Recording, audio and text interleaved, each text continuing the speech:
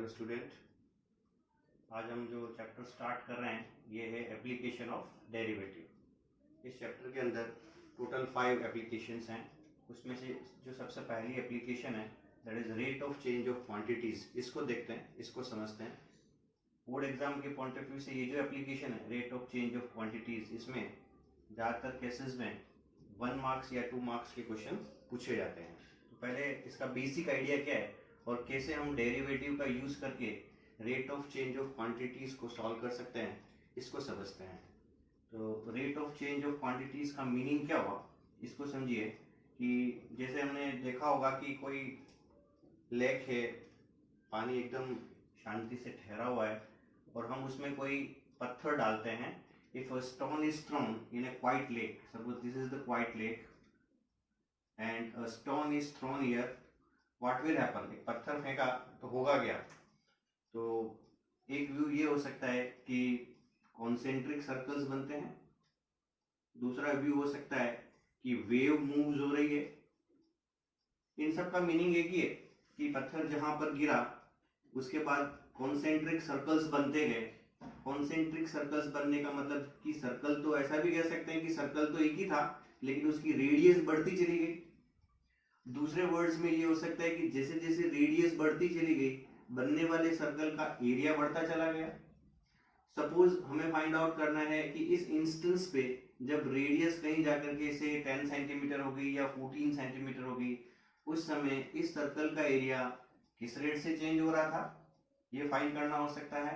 So this is the basic idea behind the rate of change of quantities. इसमें जो basic चीजें हमें पता होनी चाहिए, सिंपल जो मेंसुरेशन के फॉर्मूले हैं, circle, rectangle, square, surface area कैसे फाइंड आउट करते हैं, क्या फॉर्मूले हैं, सॉलिड्स हैं, cube, cuboid, sphere, cylinder, cone, इनके सरफेस एरिया और वॉल्यूम के फॉर्मूले हमें पता होना चाहिए।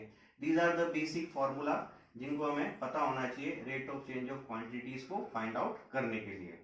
और सिंपल डेरिवेटिव का यूज करना है। यहाँ पर जो डेरिवेटिव यूज होगा वो basically x raised to the power n होगा, जो बहुत ही इजी है, nx raised to the power n minus 1। ज्यादातर केसेस में हम यही डेरिवेटिव का इसमें यूज करते हैं।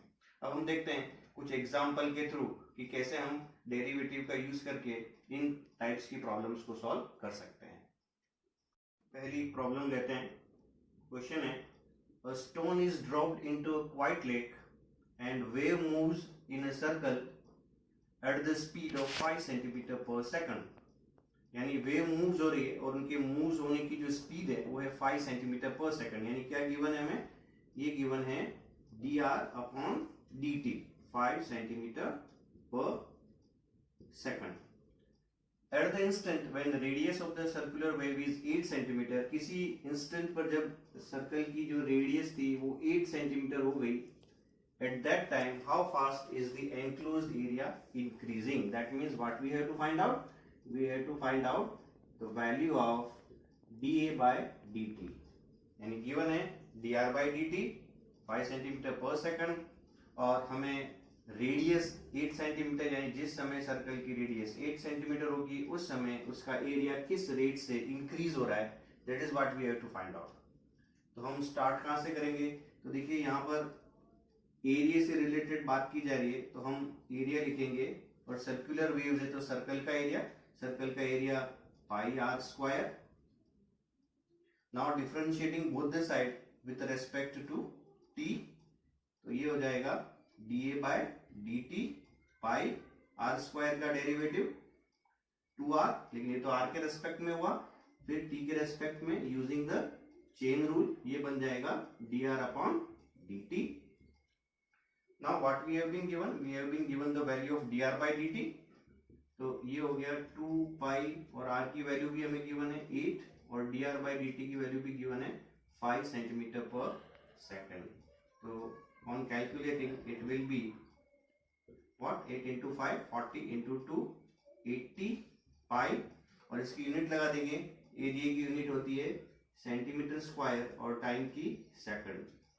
यानी जिस समय सर्कल की रेडियस 8 सेंटीमीटर होगी उस समय सर्कुलर वेव्स का जो एरिया है या सर्कल का जो एरिया है वो 80 पाई सेंटीमीटर स्क्वायर पर सेकंड की रेट से चेंज हो रहा है, इंक्रीज हो रहा है। Now we take the second example of rate of change. Now what is the second example? See, find the rate of change of volume of a sphere with respect to its surface area when the radius of the sphere is given as 2 centimeter. That means हमें r given है और हमें find क्या करना है? Find करना है rate of change of volume of a sphere with respect to its surface area. यानी क्या फाइंड करना है? dv अपॉन ds किसके रेस्पेक्ट में? सरफेस एरिया के रेस्पेक्ट में वॉल्यूम कैसे चेंज हो रहा है. That is what the our object. इसको कैसे फाइंड करेंगे? So we start with the formula of volume. Sphere का वॉल्यूम क्या होता है? Obviously 4/3 pi r cube. Similarly surface area क्या होता है स्फीयर का? 4 पाई r स्क्वायर. अब हम क्या करेंगे? हम यहाँ से वॉल्यूम को भी रेडियस के रेस्पेक्ट में डिफरेंशिएट करेंगे और सरफेस एरिया को भी रेडियस के रेस्पेक्ट में डिफरेंशिएट करेंगे.